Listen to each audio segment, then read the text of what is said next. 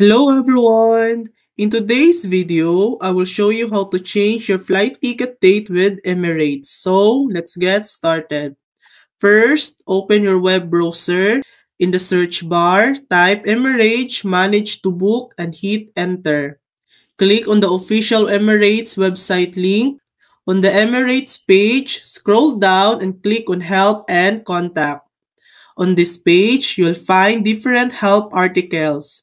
Look for and click cancel or change flight. Follow the instructions shown on the page. You'll see a get in touch with us hyperlink. Click that.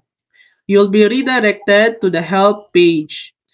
Scroll down and click on the Complete a Form button under Feedback and Complaints. If a message appears saying they can't respond to your request, go back and click the Please Contact Us hyperlink instead. The help page will open again. Click on Find Out More under Contact Us Worldwide. Select your location from the list. Contact Emirates using the phone number provided for your region to request a flight date change. And that's it. That's how you can change your Emirates flight ticket date. Thanks for watching.